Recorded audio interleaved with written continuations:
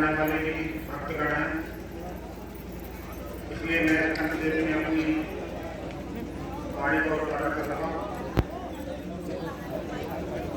बहुत दिनों से इस प्रोग्राम को लेने का कार्यक्रम चल रहा था और समय के अभाव में हम इस कार्यक्रम को गति नहीं दे पा रहे थे, लेकिन हमारे भक्तगणों के सामने विनय और प्रस्ताव के कारण ये कार्यक्रम किया गया है।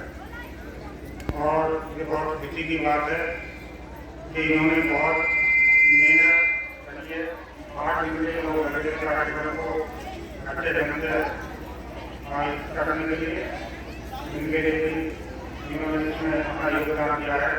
जिन मुनियों ने, उनके लिए मेरा बहुत बहुत आशीर्वाद है। लोगों को बाद में मैं पुरस्कार करूँगा प्रवचन के बाद तुम बहुत देर से प्रतीक्षा रखो और दूर जाना भी है। जो दिक्कत परेशानी जिसको की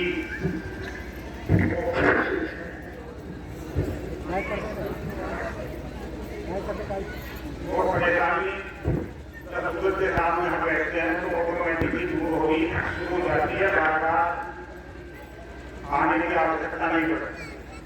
जो जिस भाव को लेकर के आता उसी भाव से उसको चीज मिलनी शुरू हो जाती है।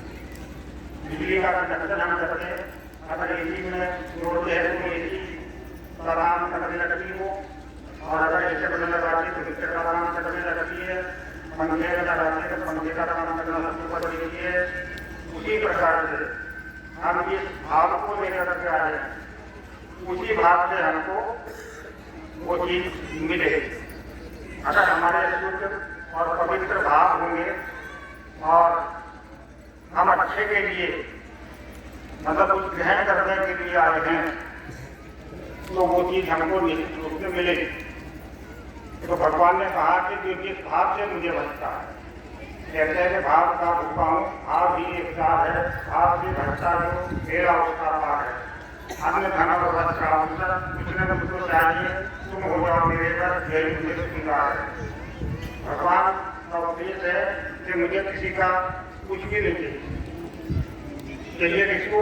जो भिखारी होते हैं, जो कटोरा रखकर भीख मांगते हैं, उनको तो चाहिए, लेकिन परमात्मा को किसी भी चीज की आवश्यकता नहीं है। लेकिन हमारी अज्ञानता ये है कि हम भिखारी के सामने भीख मांगते हैं।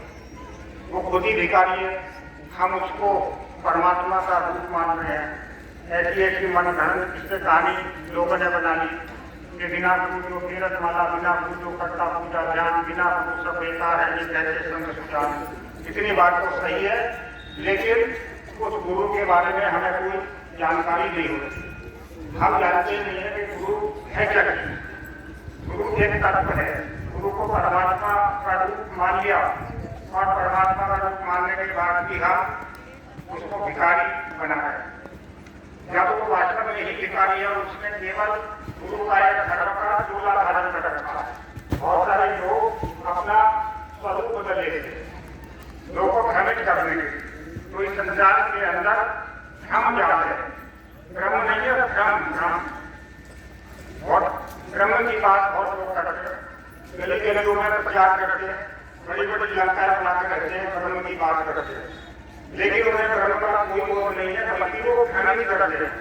उन्होंने धर्म का चोला धारण कर दिया है।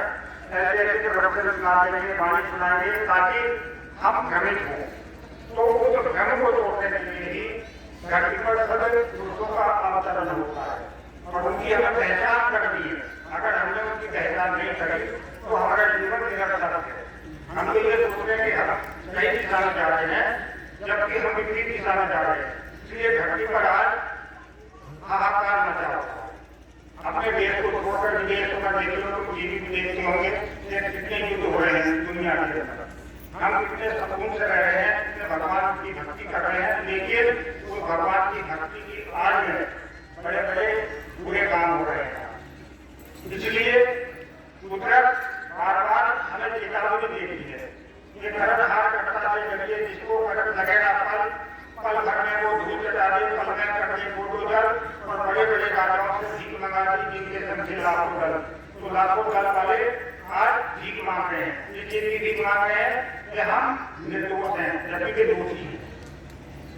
वे बहुत बड़े दोषी हैं और भीख मांग रहे हैं कि हम निर्दोष हैं, हमें माफ कर दो।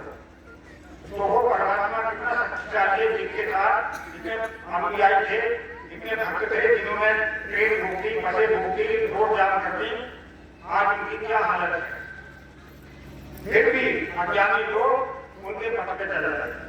हम अज्ञानता के कारण उनकी बात मान रहे हैं, उन्हें भगवान का रूप मान रहे हैं। तो कितनी बड़ी अज्ञानता है। तो इस अंधकार को दूर करने के लिए ही ज्ञान रूपी प्रकाश की आवश्यकता होती है। तो प्रकाश जब सूर्य का पड़ता है तो उसके सामने तुम कोई चीज रखोगे तो वो खाने का काम करती है। तो ऐसी जब हम किसी सत्पुरुष के सामने कोई भी हो सकता है, उसका सानिध्य प्राप्त करके उसका जुड़ते हैं हम, चाहे मानसिक रूप से जुड़ते हो तो उसका लाभ जरूर मिलता है। इसलिए मैं सबके पास गुजरता हूँ।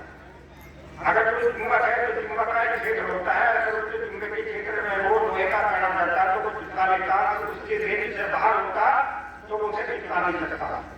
इसलिए मैं सबके पास जा रहा हूँ ताकि उनको उस कोरा में आने पर उनके अंदर जो विपरीत हो रहा है उसका शुद्धिकरण।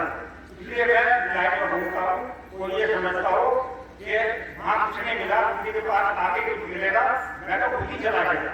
अगर मेरा भाव तुम्हारे प्रति अच्छा है और तुम्हारा भाव भी अच्छा है तो खुशी मिलेगी। अगर तुम परेशान करते रहोगे तो वो चीज हासिल नहीं होगी। ये तो प्रेम भाव से मिलता। भगवान ने कहा कि इसके अंदर स्मरण रखिए, इसके अंदर प्रेम भाव है। प्रेम पहली चीज है, उसके बाद समर्पण आता और जैसे वो समर्पण करता है, जैसे उसमें डूब जाता है तो वो अपना मजबूत हो देता। तो भक्त का मतलब है अपना मजबूत हो देना। जब तुम अपना मजबूत खोलोगे कि मैं कौन हूँ, अब तक तो हम ये सोच रहे कि पिंड है, जो शरीर है, जो पंचमहाभूत का शरीर बना हुआ है, यही मैं हूँ। जब से अलग हो जाओगे, जब उसमें तुम विलीन हो जाओगे, जैसे पानी में अगर नमक का ढीला डालते हैं तो वो जब अपना धुल जाता है तो अपना अस्तित्व खो देता। यही भक्ति है। तो भक्ति की हम बात करते हैं, भक्ति से हमें मुक्ति मिलेगी और मुक्ति किसी से मिलेगी। पहले हमारे कष्ट और विदेश है, हमारी जो मनोकामनाएं अनुभूत हो रही है, जिससे हम परेशान है, ये दूर होंगी होंगी। क्योंकि नेचर जो है हमें दे रही है, प्रकृति जो कुदरत है वो हमको दे रही है, लेकिन होता क्या है, मुंह में राम बगल में जुड़ी होती है। जब ऐसे भाव हमारे होते हैं, भावनाएं होती है तो हमें कुछ नहीं मिलता। बीच में क्लियर बच जाती है, पट बच जाती है, जो उसकी आने वाली कृपा को रोक देगी। तो जो हम आज कर रहे हैं वो भी हमारा प्रारंभ है। इतनी भारी संख्या में यहाँ पर भक्तगण आए तो ये क्यों आए? क्योंकि ये प्रारंभ से मैंने लिखा हुआ था कि तुम्हें जो है वहां पे जाना होगा, वहां पे वाणी सुननी होगी, प्रवचन सुनने होंगे, समाज में कुछ आध्यात्मिक ऊर्जा प्राप्त करनी होगी। क्योंकि सारा ऊर्जामय है, जितने भी मैटर है, जितने भी पदार्थ है, ये सब ऊर्जामय है। और जब उस मैटर को हम तोड़ते, पदार्थ को तोड़ते हैं तो एक ऊर्जा बच जाती है। तो वो जो परम ऊर्जा है, उस परम ऊर्जा से मिलने के लिए ही हम भक्ति करते हैं। आजकल भक्ति के नाम पे नाम तो भक्ति का होगा, नाम तो ज्ञान का होगा, नाम तो सत्संग प्रवचन का होगा, नाम तो हवन यज्ञ का होगा।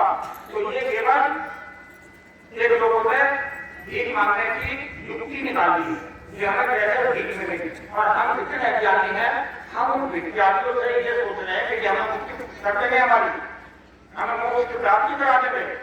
कितनी बड़ी अज्ञानता है। जो खुद भीख मांगता हो, किसी भी रूप में मांगता हो, उसे अपेक्षा करना मूर्खता है।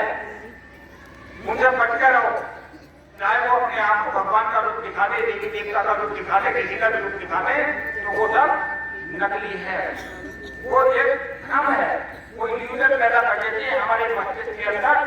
और बार बार जब हम उस चीज को रिपीट करते हैं तो वही हमारे सामने चलचित्र के रूप में दिखाई देना हो जाता है। तो आज अधिकांश दुनिया को मोतियाबिंद है। देखो आपका मोतियाबिंद होता है, हो जाता एक जो छठी आंख है, छठी तीसरी आंख जो है, तीसरा जो नेत्र है हमारा, उसमें मोतियाबिंद डाल दिया, उनका तो भ्रम बढ़ गया। ये तो किसी की सुनते नहीं है, जिसको आध्यात्मिक रूप से पागल बोलते, उन्हें कुछ नहीं है उनके पास।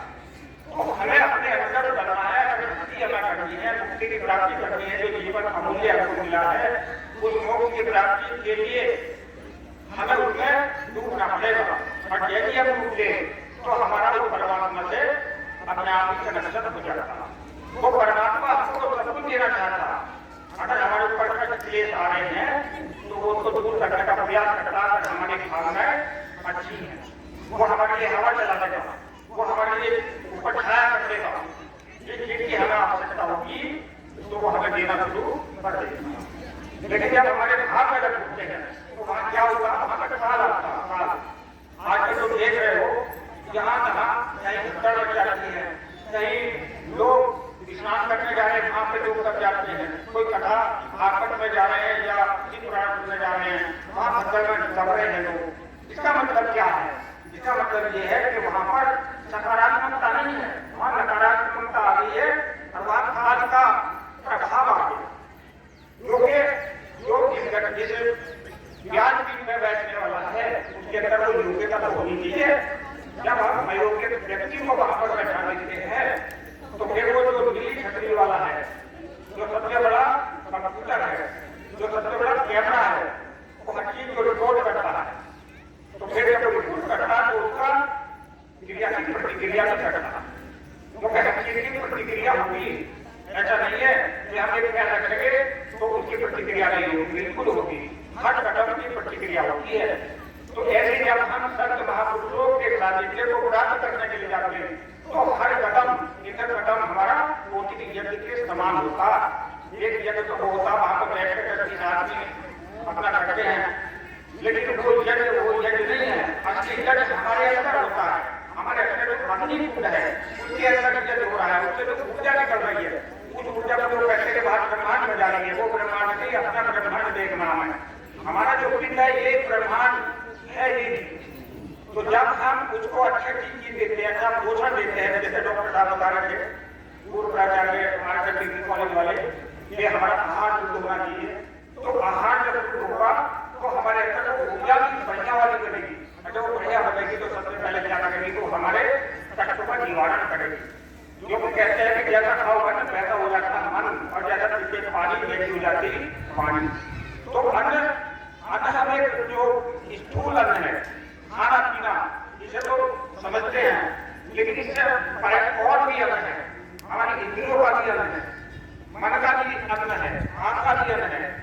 खाली जीव का ही वो स्वाद नहीं है, बहुत सारी इंद्रिया है, 5 ज्ञानेंद्रिया और 5 कर्मेंद्रिया है। इनको कंट्रोल करते हैं। जब हम आगे बढ़ेंगे या तो इनको तो ट्रिकिंग कर दो या इनको जरा पकड़ लो कि इधर उधर ना बढ़ पाए। दोनों स्थितियों में हम से अलग हो सकते। अगर हम अटके रहेंगे, अगर बीच में रहेंगे तो हमारा कल्याण नहीं होने का। आदमी इधर का हो या उधर का हो, बीच वाला जो होगा वो चक्की की तरह से दिखता रहेगा। जैसे चक्की होती है उसके बीच पाठ में अगर कोई चीज डाल दो तो गिर जाती है, लेकिन जो बिजली से चिपक जाती है उसका कोई फर्क नहीं पड़ता। 2 पार्ट के बीच में सालों को बचाना को जो बिजली से चिपट गया उसका बाल नबा का वो, तो वो बिजली है, वो बिजली कौन सी है? हमारे अंदर है वो बिजली, जो प्राण है। जब हम उस प्राण का ध्यान करेंगे तो हम उस पाठ से बच जाएंगे। हम जो असली तत्व है, जो प्राण का तत्व है, प्राण के निकल जाने पर कुछ भी शेष नहीं बचता। ना रिश्ते बच्चे, ना नातेदार बच्चे, कोई भी नहीं बचता। तो उस चीज को हमें समझना है, उसी से जुड़ना है, उसी का योग करना है। जब हम उससे युक्त होंगे तो उस प्राण से युक्त होने के बाद हम प्राणनाथ से युक्त हो जाते हैं। हम प्राण से नहीं जुड़ रहे, हम बाहरी चीजों से जुड़ रहे हैं जो मानव विकृत है, जो मनुष्य द्वारा रखी गई है, जो मनुष्य ने बनाई गई है। हम उन चीजों से जुड़ रहे हैं। जो कुदरत ने बनाई है उससे नहीं जुड़ रहा है। अगर हम कुदरत की बनाई हुई चीज से जुड़ेंगे तो समझ लो हम कुदरत की जुड़ गए। और जब हम कुदरत से जुड़ेंगे तो हर चीज हमें लेना चाहता, लेकिन अपनी योग्यता पैदा करनी पड़ेगी। हम योग्यता पैदा नहीं करते, हम अयोग्य होते। अब हाई स्कूल खेल सोचता है कि कलेक्टर बन जाऊं, बन नहीं जाएगा जब तक उसके अंदर वो योग्यता नहीं होगी। तो हर चीज की योग्यता निर्धारित करी गई। तो भक्ति की भी योग्यता है, अगर भक्ति को योग्यता नहीं है तो उसे भक्ति नहीं। और भक्ति स्वतंत्र सकल सुख खाने और बिना सत्संग पावेगा प्राण। भक्ति जो है हर सुख देने वाली है, लेकिन बिना सत्संग के नहीं मिलती है। सत्संग का मतलब अच्छे व्यक्तियों का हम संग करेंगे तभी वो चीज मिलेगी। लेकिन हम बुरे लोगों में संगति कर रहे हैं, बुरे लोगों के साथ बैठ रहे हैं तो हमें क्या मिलेगा? बुराई मिलेगी। तो संगति हमारी सत्संग वाली होनी चाहिए, अच्छे लोगों की संगति होनी चाहिए। इसलिए जो साप्ताहिक सत्संगों के प्रोग्राम चलाए जाते हैं तो इसलिए चलाए जाते हैं ताकि जो हमारे अंदर समाज में रहने के कारण बहुत सारी विकृतियां पैदा हो गई हैं, जो विकार पैदा हो गए हैं, वो विकार दूर हो। उसमें हमारा कोई फायदा नहीं है, वो उसी का फायदा है जो उसको अटैच करता, जो उसमें शामिल होता है। अब आप शामिल हुए तो इसका मतलब ये है कि तुम्हें निश्चित रूप से वो चीज मिलेगी। ऐसा कुछ नहीं कि जो है वो खाली होकर जाएगा, वो बिल्कुल लबरेज होकर जाएगा एनर्जी के साथ, कुछ ऊर्जा के साथ। यहाँ जो भी चीज है वो ऊर्जामय है। यहाँ एक ऐसा आवामंडल, एक ऐसा वायुमंडल बन गया है, एक ऐसा परमाणुओं का एनर्जेटिक सिस्टम बन गया कि हम इस माहौल में, इस ऊर्जा में हम बहुत कुछ हासिल करके जा रहे हैं। पता नहीं चल रहा है इंसान को, लेकिन बहुत कुछ को मिल जाता है। अगर हम किसी फूल के सुगंधित फूल के पास निकलते तो उसकी सुगंध भी हमको प्रभावित करती है, और अगर किसी शरीर की दुर्गंध वाली चीज के पास निकलेंगे तो वो भी हमको प्रभावित करेगी। तो उसी प्रकार से जब हम सत्संग में एक चैनल में सब लोग होते हैं, एक आवृत्ति में हम सब लोग होते हैं, तो वहां पे बहुत बड़ा एक बवंडर पैदा हो जाता है, वायुमंडल किया जाता है। और वो छोटी मोटी जो हमारी विकृतियां हैं, विकार हैं, वो अपने आप ही दूर होने शुरू हो जाती है। बहुत सारे आदमी जब एक ही सोच में रहते तो वैसा ही पूरा बन जाता, वैसा ही आहा मंडल बन जाता। इसलिए सामूहिक प्रार्थनाओं का महत्व बताया गया कि जब हम समूह में बैठते हैं, अगर हम मंदिर में जाते हैं, बहुत सारे लोग भजन कीर्तन करते हैं, तो उसका भी लाभ होता है कि अकेला आदमी बैठकर में भी भटकता होगा, लेकिन वहीं नहीं जा रहा। हाँ, ये जाता है तो बात है, आप बच्चे वहां पर परमाणु का आवामंडल होता, और जब बहुत सारे लोग इकट्ठे होकर किसी प्रार्थना को करते हैं तो उसका कई गुना फल मिलता। इसलिए समूह में बैठ करके उस काम को करना चाहिए। होता क्या है, अज्ञानता के कारण आदमी या अहंकार के कारण किसी के पास जाना पसंद नहीं करता। मान लो मंदिर में जा रहे हैं तो उसमें दूर जाएगा, दूर में जाएगा, वो कहाँ जाएगा? भगवान के पास जाएगा। सत्य में क्या होता है कि मैं उसके नहीं जाऊंगा, उसके नहीं जाऊंगा। अगर ऐसी मनोवृत्ति है तो समझो कुछ नहीं मिल रहा। ये मनोवृत्ति, ये भाव अपने अंदर से निकाल देना चाहिए, तब अपने आप ही चमत्कार होंगे। क्योंकि सब यहाँ अवतरित है, सबका अवतरण है, किसी का जन्म नहीं होता। बहुत से लोग भ्रमित करते हैं कि आत्मा का जन्म होता, आत्मा का कभी जन्म नहीं होता। आत्मा अजर अमर अविनाशी है, जन्म शरीर का होता और शरीर का ही नाम होता। जबकि हमारा तो आत्मा को बिल्कुल अलग ही बता दिया है। तो हम कौन है? हमारी आत्मा है, और आत्मा को कहते हैं परमात्मा बदली। जब हम ऐसे ऐसे काम करते हैं, पुण्य के काम करते हैं, परमात्मा के काम करते हैं, दूसरे के सहयोग के काम करते हैं, तो लोग उसे परमात्मा का रूप ले लेते हैं। लेकिन बहुत सारे क्या कर रहे हैं, कह रहे हैं वो परमात्मा हमारे यहाँ तो हिंदू धर्म में कहते हैं वो साकार है, मूर्ति रखते हैं, हम भाषा करते हैं, वो कहते हैं कि वो निराकार है। एक बात बताओ, जिसका कोई आकार ही नहीं है तो हम कैसे उसको जानने लगे ये कौन है? जब उसका कोई आकार होगा तो उसको पहचान गया। अगर राम जी का जब तक आकृति नहीं आई, जब राम जी की आकृति नहीं आई तो हम उसे कैसे राम जी या श्याम जी को उपाधि दे सकते? जब वो मूर्त रूप में आएगी मूर्ति, तभी हम उसका नामकरण करेंगे। तो आज हम अंधभक्ति कर रहे हैं, मैंने भगवान को ध्यान पा रहे हो, उसी का ध्यान करो। कैसे कर लोगे ध्यान? भाई जब कोई आकृति होगी तभी तो हम ध्यान लगाएंगे उसमें। आकृति है या वो कम से कम महसूस तो हो, जैसे हमारा प्राण चलता तो ये स्थूल है, इसका हम अनुभव कर रहे हैं। जब हम अनुभव करेंगे, उसका अनुभूति करेंगे, यदि तो ध्यान लगेगा। अब ऐसे कह दो, हवा में कह दो कि ये सब भगवान ही है, ऐसा कहने से काम नहीं चलता। जब तुम अपने सांस को रोकोगे, दम देगा, तब अनुभव करना ही बात था। तो बात कहने की होती है, एक प्रैक्टिकल की बात होती है। प्रैक्टिकल को मानना चाहिए, प्रैक्टिकल ही सत्य होता है। खाली शब्दों से काम नहीं चलता। शब्दों को बहुत अच्छे अच्छे कथा में सुना देते हैं कि तुम्हें चावल का दाना चला के शंकर भगवान को वो प्रसन्न हो जाना चाहिए, प्रसन्न हो गए। अटल बची करके पता किसी ने लोग वहां चक्कर से कर रहे, तो वहां भगवान का रक्षा क्यों नहीं करते? वहां चक्कर ये कर रहे हैं, वहां लोग डरते बढ़ गए या धुएं में घुटके बढ़ गए, तो रक्षा क्यों नहीं हुई? क्यों नहीं हुई? क्योंकि वहां पर वो एनर्जी नहीं है। अगर प्रकृति की एनर्जी होगी, अच्छी एनर्जी होगी, तो वहां पर तो अगर एक्सीडेंट होने वाला होगा तो उससे भी आदमी बच जाता। जब वो कहने में लोग पता नहीं मुझे क्या हुआ था, दिमाग में क्या आ जाएगा या पैदा हो गया, तो वो क्या होगा, वो ऊर्जा लाई दे रहे। तो हम जब अपने आप को अलग अलग पवित्र करते हैं, एक तो वाणी तो लोग बड़ी प्यारी बोल देते हैं, बहुत अच्छे अच्छे शब्द बोल देते हैं, लेकिन उनके हिंदी में तो और नहीं होता। तो जब हिंदी पवित्र नहीं है हमारा, तो तुम वाणी कितनी अच्छी बोलते रहो, तो वाणी का कोई लाभ नहीं होने का, और हानि तो हो सकती है, लाभ नहीं होगा। और वो आज देखते रहे कितने कांड हो रहे हैं दुनिया के अंदर, क्यों हो रहे हैं? इसीलिए हो रहे हैं। ये जो भिखारी है, जिन्होंने कटोरा रखकर भीख मांगनी शुरू कर दी, हम उनको उन्हीं से कह रहे हैं, वो दान दे रहे हैं। कहाँ दे रहे हैं? नाम का दान। भाई जो खुद दान दे रहा हो, कटोरा रखे, वो तुम्हें क्या दान दे देगा? कभी विचार करा, कभी बुद्धि का विचार करा कि जो खुद अपने भीख मांगता हो, कटोरा रखे किसी रूप में, वो तुम्हें नाम दान दे रहा, दे देगा? जब वो खुद ही भिखारी तुम्हें कैसे दे देगा नाम दान? क्या किसी भी प्रकार का दान दे सकता? नहीं दे सकता। अगर वो दाता होता तो ये खाली मेरे को, तो इसलिए हमारे जितने भी संत महापुरुष जुड़े, उन्होंने भी त्याग करा है। भगवान राम आए, भगवान कृष्ण आए, भगवान बुद्ध आए, भगवान महावीर आए, उन्होंने त्याग कर दिया। तो बाप जो माया ठगनी है ज्ञानी साधो, ये जो माया है, ये जो ठगनी है, ये अगर जान लिया, वो तो साधु है। और जिन्हें जाना ही नहीं, तो वो कहाँ का साधु है? वो साधु है, साधु नहीं है।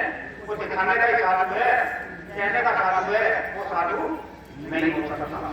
तो जितने भी संत महापुरुष आए, उन्होंने कभी भीख नहीं मांगी, अपनी मेहनत के लिए मजदूरी करी, करके खाया और अपना घमंड सीख रहे।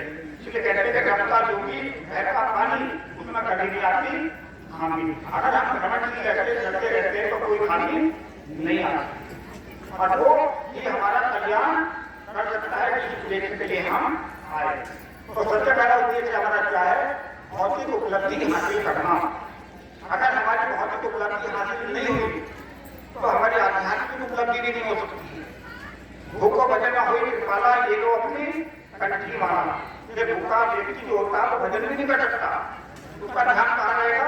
वो भूख में पहुंच जाएगा। इसलिए हमारे जितने भी महापुरुषों ने करने का उपदेश दिया, ये कर्म करो पहले, कर्म की बात कारक के मां भले को बता करें, और धर्म स्थापना है धर्म भगवान की गई।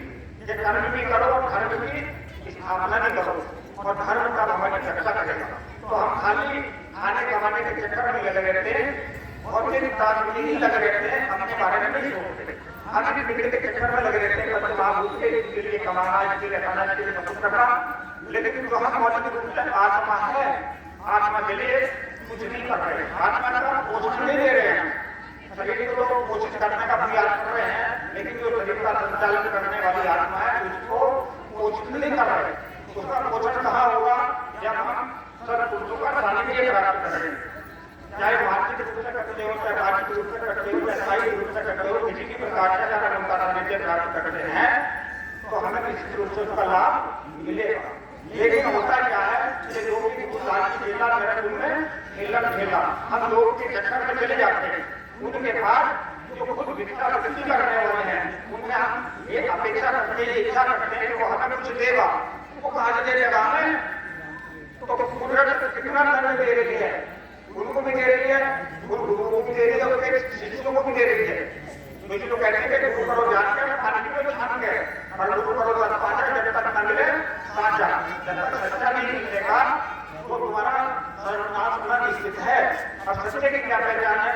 शंकर भगवान पार्वती संवाद और आया है, तो शंकर भगवान ने पार्वती जी ने पूछा कि ये बताइए प्रभु, ये संसार के अंदर कलयुग के अंदर और दुख हो गई, उठाओ तो लेकिन नया दुख पैदा हो जाता, हर जगह देखने मिल जाता। तो उन्होंने बताया कि देखो इसके अंदर ये 5 योग्यताएं होगी, वो सच्चा प्रभु होगा, नहीं तो झूठा ही होगा। जो दान चढ़ावा नहीं खानेगा, आधा प्रभु की लंका बनाकर नहीं रहेगा, गठरी में नहीं रहेगा और किसी पुस्तक के किताब का सहारा नहीं लेगा, और 5वां वो खड़गा ग्रहण करता। ये 5 अगर योग्यताएं हैं तो वो सच्चा गुरु है, नहीं तो वो झूठा गुरु है, नकली गुरु है, पाखंडवादी है। और पाखंडवाद के कारण ही आज चक्की पिछड़े नहीं दिए लोग। अगर चक्की होते तो ताले भी टूट जाते। हमारे भगवान ये तो पैदा होते ताले टूट गए नहीं टूटे गए, उन्हें भी लोग काल बना दिया, उनका नहीं करे तो काल है हमारा ये परमात्मा और परमात्मा लेकर चक्की पिछड़े। तो ये समझने की बात है, ये धर्म विरोधी लोग हैं। और ये हमारा जो सनातन धर्म है किसी के विरोधी है और किसी के नहीं है। और ये माना नहीं बोलते थे वो, उनके पास तो कहने के नहीं, तुम्हारे पास है हमारे पास, तुम्हारे पास ही आते हो, हमारी किताब पढ़ लो, हमारी बात सुन लो, हमारी बात सुन लो। तो हमें तो भ्रमण करते हैं क्योंकि हमारे अंदर बहुत ज्यादा धारणा है, हम बहुत ज्ञान और कृपालु हैं, बहुत आसानी से विश्वास कर लेते हैं किसी का, अपनी बुद्धि का इस्तेमाल नहीं कर रहे। क्यों? क्योंकि हम लालची हैं, हम लालच में कहीं भी जाकर फंस जाते हैं। जैसा किसी ने लालच किया, चलो जी वहां पर भी अटक पकड़ तो भाई को माता नहीं किया और कोई को अपने माता नहीं किया। प्रैक्टिकल करके तो देखो, जब तुम्हारी सारी मनोकामनाएं पूरी कर सकता है तो वो 1 गिलास पानी को मिला लगे सकता। प्रैक्टिकल करना चाहिए, नहीं करना चाहिए। अगर किसी दवाई का वो जो होती है इजाज होती है, अनमेडिकल होता है किसी भी चीज का, तो उसका पहले प्रैक्टिकल कराया जाता नहीं, ताकि लोग वो मानव कल्याण के लिए समाज में दी जाती है, उससे चलने की जरूरत तो बहुत प्रैक्टिकल होते हैं।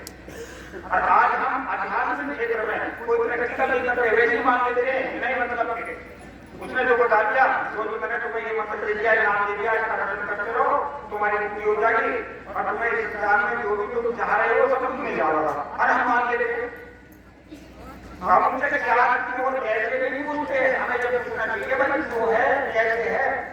अगर हम कोई बात कर रहे हैं तो लॉजिकल बात करेंगे, तार्किक बात करेंगे, वैसे नहीं करेंगे हवा में फिर ये बोल दिया कि ये भगवान है, ये भगवान है, अरे हमें मान लिया ये तो खाली जगह के धरती को परमात्मा नहीं, ये भगवान और हम मानना है कि पागल लेकिन भगवान हो गई। मैंने पूछ लिया, मैंने कहा भाई भगवान जैसे भगवान ने कुछ करवा दो, कुछ करने का तुम्हारा कर कुछ करता नहीं है भगवान, उसने कहा हमने मान लिया तो हमने नहीं। तो इसलिए अपनी बुद्धि का विवेक का इस्तेमाल करना चाहिए। तो भगवान ने ये तो कहा था कि कलयुग के अंदर बहुत फैल जाएंगे, इसका बहुत ज्यादा प्रादुर्भाव हुआ। जैसे बरसात के दिनों में कुत्ते जब जाते हैं ना कहीं में, तो ऐसे कहीं हो जाना है। तो जहाँ देखो वहीं में तो बच्चे जाने लगे, कोई धाम बना लगा, कोई धाम बना लगा, ये धाम पे जा रहे हैं, धाम पे लोगों ने लाइन लगा दी, क्या मिला? एक्सीडेंट हुआ, आपका परिवार खत्म हो गया, रक्षा होगी। वहाँ एक गठरिया था जगह, वहाँ दुनिया की लाइन लगी, वो छेड़ी मारना था, अरे सारे लोग कट रहे, ऐसा कोई आदमी की वजह लोग नहीं है, सारे हो गए रोक के चक्कर में जा रहे हैं, जिसे नहीं हो रहा वो भी जा रहा है, मेरे भी भला हो जाएगा। जब वो अपना भला नहीं कर सकता तो हमारा कहाँ से करेगा? हम ये नहीं सोच रहे, जब कोई कह रहा है कि तुम्हारे पास तो सब कुछ हो रहा है, लाइक करो। मोबाइल में कितने फंक्शन है जो उसको ऑन करना नहीं जानता, तो क्या वो उसका ढंग से चला लेगा? तो ऐसे ही गुरु जो होता है इस सिस्टम ऑन करता, इसलिए कहते हैं निगुरा संजय निगुरा नाम है, पापी मिले 1000 और एक निगुरे के शीश पे लगा पापी का। हाँ, इतना नहीं होना चाहिए। गुरु जो है वो ऑन करता, तो मैंने नहीं पूछा कर रहा हूँ तो ऑफ है, जब ऑफ है तो क्या करेगा? मोबाइल द्वारा ऑन करना जानते ही मैं विज्ञान में लोग जब तुम्हें बताइए उसका पासवर्ड क्या है तो तुम चला लो उसे, उसका फंक्शन देख लो उसके अंदर क्या है, नहीं दे सकते ना। इसलिए गुरु की जरूरत पड़ती है। समझे? गुरु की मैंने पहचान भी बता दी और किसी की बात है बहुत अच्छी बात है, बहुत देर से आपको बैठे हो मुझे गाँव का भ्रमण करता है। मेरे बहुत खुशी की बात है, क्योंकि यहाँ पे आने का मेरा कोई कार्यक्रम नहीं था, लेकिन जब इन्होंने आयोजन में बहुत प्रयास करने से 1 साल से पहले से लगातार ये मूर्ति की स्थापना करनी है और प्रवचन करना, सत्संग करना के लिए मैं यहाँ आया हूँ और इन्होंने प्रसाद